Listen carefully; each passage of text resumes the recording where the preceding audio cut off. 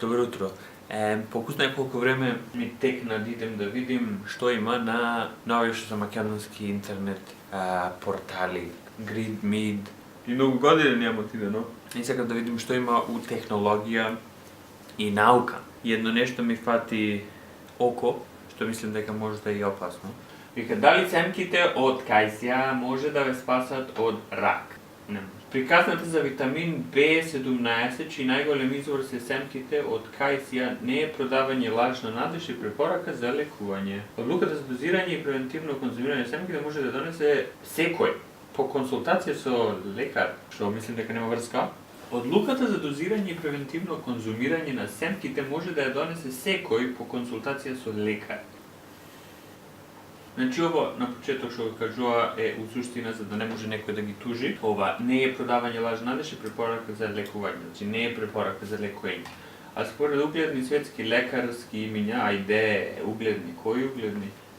Содржат витална состојка витаминот B17. B17 не е витамин. Не е витамин B17. Харвард школа за медицина.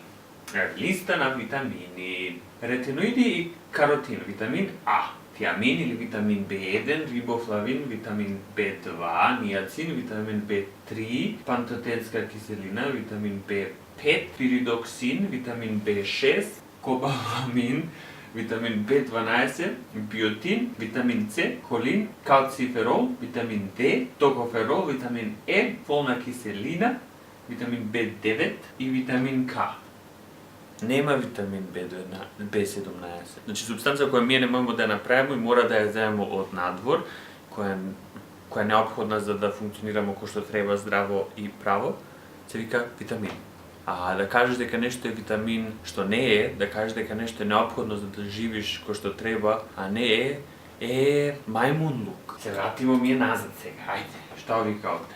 Содржат витална состојка витамин B17, кој може да не заштити од опаката болест на денешницата, ракот, јамајката. Дневникот ги собрал сите информации врска со витамин. Ајде да видиме кои факти. Америчкиот биохемичар Ернест Кребс сметал дека ракот е последица на хронично нарушување на метаболизмот која настанува ако во исхраната не достига една витална состојка. Поаѓајќи од оваа предпоставка, значи предпоставка, Кребс во средината на минатиот век издвоил хемиска супстанца нема цианидови, отровни беа. Чекај бе, како и да е. Поаѓајќи од оваа предпоставка, Кребс во средината на минатиот век издвоил хемиска супстанца за која се поставило дека може да ги разори клетките на ракот. Приказната за витаминот B17 ја раскажува американскиот филмски продуцент и политички предавач Едвард Грифин. Иако Кребс низ своите истражувања успел да го докаже ефикасност на лајателјот, целиот концепт на лекување на ракот со помош на витаминскиот додаток најде на подсмев и е прогласен за безмислица. Фала Богу бабава што го пишува, ова знае све. Или филмскиот продуцент и политичкиот предавач. По вообичаен образец, нормално е ова, све што е добро у медицина се крие, пошто знаеш тоа што е доброто го фрљамо, само отруви давамо. А по вообичаен образец FDA организира масовна кампања против тој ефтин и достапен лек, кој се темели на тврдењето дека витамин B17 е опасен бидејќи содржи цианид. Џубраво бев! Содржи цианид. Прво и основно да видиме што е овој витамин B17. Во суштина се вика амигдалин, не се вика B17. Луѓе го викаат B17, ама не е витамин. Амигдалин е супстанца која е природна и која у себе содржи цианид. У човечко тело се раздробува и се произведе цианид од тоа. Значи сега што е финтава со ова и зошто FDA уствари го прекинал ова? Затоа што многу јасно луѓе почнале да добијаат труење од цианид. Видов истражување на ова и точно дека се користело како третман за рак пред едно 5-60 години. Значи цианид функционира многу побрзо на рак него на нормални клетки. Зошто е нездраво, можеш да замислиш, затоа што пак е отров. Значи влијае пак на човечко тело и пак уништува све што ќе чепне успод. Они мислат дека у суштина раков ќе го повлече цианидов све кај себе и ништо друго нема да се уништи. Први основно, ти кој ќе јадеш нешто и кај ќе ставиш цианид у себе, први основно ако се абсорбира у телото твое, иде у крв, така ќе се транспортира свегде. При тоа, било кај да пројде, било која вена, било што и да чепне, било кое ткиво да чепне цијанидов, дури се пренесува преку крв, ќе уништи. Кога и тога ќе дојде до срце. И кој ќе чепне доволно голема бројка на клетки и на ткива, срцето престане да работи. Многу јасно, нели? Значи, финтата е што ти не само што уништуваш рак, уништуваш све околу. Се знаеме дека хемотерапија е таква, ама барем хемотерапија е понасочена него кај ќе му текне, па валјда ќе го погоди и ракот. Затоа е забрането од FDA, не дека е, како пишуваше овде, ефтин и достапен лек. При тоа сите заборавиле дека храната што секојдневно ја конзумираме исто така содржи многубројни отровни состојки. Смртоносна доза на голјушке се викавале, да? Голјушке од кајсија е околу 50. Значи, пази, тоа е смртоносна доза. На медицински истражувања покажале дека доволно е пола голјушка од голема кајсија за да почнеш да осеќаш главоболка, вртоглавица и такви глупости. Па се уште сме живи благодарение на фактот што количините на токсините кои ги внесуваме не се штетни на здравието точно. Застрашувањето поврзани за употребата на витаминот B17 не се зачудени ако се земе предвид колку фармацевтски гиганти живеат добро од приходите од производство и продажба на фармацевтските лекови за рак. Тој потсетува дека врз база на многу истражувања утврдено дека ескимите, припадници на племето Хунза и другите народни неизолирани заедници од светот што јадат храна богата со B17 никогаш не заболедуваат од рак. Олелелеле. Секој што знае наука ќе знае дека ова нема никаква врска вакво истражување, затоа што експериментот е поставен така да може било што да се заклучи. Пример, имаш два старца. И сакамо да видиме дали ова стварно помага, каков ефект има. И се рецимо, на едниот старец му даваме нормална храна, а на другиот му даваме нормална храна и му даваме голјушки од кајсија. Проаѓаат 2-3 години и умираат. Го отвараме едниот, тој што е нормален, што му дале нормална храна, го отвараме и тој другиот. И гледаме што е. И сега ти гледаш у нормалниот, овој има, не знам, има тумор на не знам што. Го отвараш овој другиот што јадел кајсија и гледаш, овој нема тумор таму и сега ти си заклучил, мора да е заради кајсијата. Значи нема генетика, тука видено, нема голема мостра, ти имаш само два старци. Да имаш 10.000 и ако покажеш дека сите 10.000 немаат, тоа е друго 20. Сега финтата е што ескими ти можеш да најдеш два. И сега у една фамилија на ескими што многу јасно е дека рак е многу генетски, се погодило дека тие немаат рак и сигурно мора да е заради кајсија, дали голјушки што јале од кајсија. Ајде, најди на ЗС, ашлјох, нама ми па уништи, ова ќе биде интересно. Летрилот содржи еден молекул бензалдехид, еден молекул хидроцијанид и една молекула и две молекули глукоза. За да може цијанидот и бензалдехидот да се ослободат, потребно да дојде во контакт со специфичен ензим бета-гликозид, што го имаш свака. Пишувате се.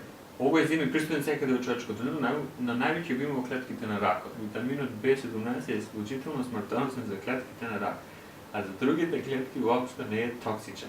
Нема врска, лжење. Олеле. Потребно да дојдат во контакт со специфичен ензим бета-гликозид, што го има свегде. Значи, свегде у тело го имаш ова, затоа што се наоѓа у клетки, у свака клетка го има ова. Бабава вика дека превентивно доктор Кребс препорачува земање B17 во природна форма. Пошто се што е природно е здраво. Цијанид јадите људи. Здраво е, затоа што е природно. Природа не може да те утепа. Како тоа? Природно е се во коските. А коски се викате, коските од кајсија се најдобар извор, бидејќи освен овој витамин содржи и други хранливи материи, глајна. Дневната доза е една семка на 2,5 килограма телесна тежина. Ова не е нормална, бе. Ој, бабо, ќе утепаш некого, бе. Една семка на 2,5 кила. Погдачо.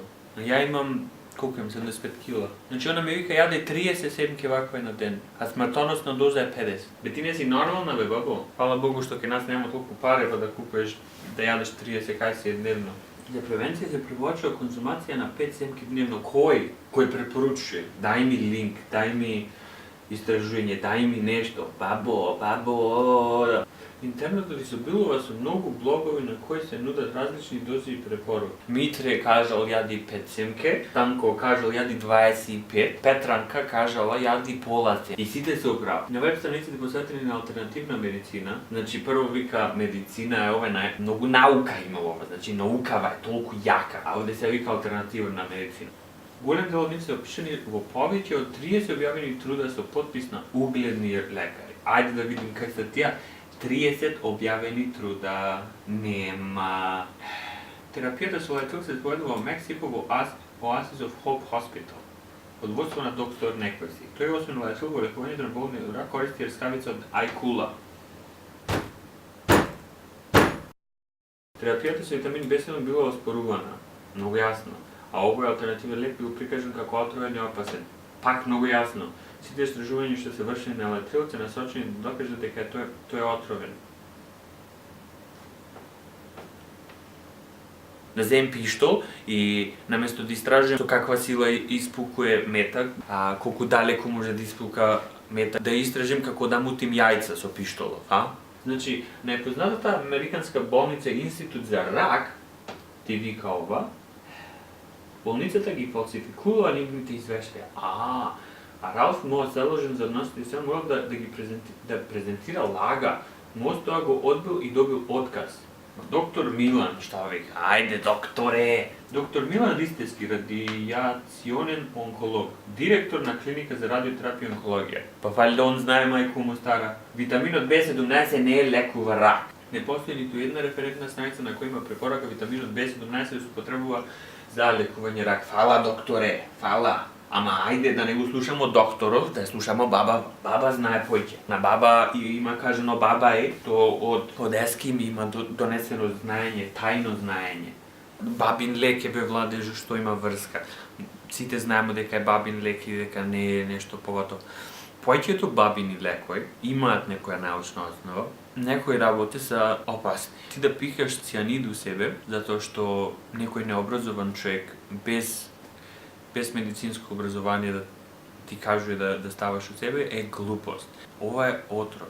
Кога слуша некој бабава, ќе умре. Значи ова не е ич заебанци, не е ич смешно, некому да кажеш ти јади 30 голјушке дневно, ако имаш рак, кој смртоносна доза е 50. Значи смртоносна доза значи ти ако изедеш ова 100% ќе умреш. 30 дневно значи ќе имаш огромни последици на тело. Интересно ми е ова затоа што не сум видел одамна што се збори за здравје и немам ништо против кој ќе каже некој дека јадење на лук помага при лечење од рак. Помага при лечење е нешто друго. Да кажеш некому јади јаболки затоа што помага при миење на зуби, немам проблем ни со тоа. Затоа што пак пикаш нешто здраво у тебе, што има некој подробност. Немам проблем со такви бабини лекови, ама кој ќе ми каже некој дека ја треба да јадем отров и дека цел свет вика дека не е лек, ама ја треба да слушам бабава, не е јарно, затоа што има многу луѓе кои се очајни. Ти ако кажеш некому дека е последна фаза на рак и нема лек за тоа, луѓе пробуваат све. И се ти на таков човек, ако му кажеш да јаде колјушки од кајсија, ти го упиеш предвремено. Некои бабини лекови не се само бабини лекови. Имаат активни супстанции у нив кои се опасни. Значи треба да се пази што се пика у уста. Овој никако.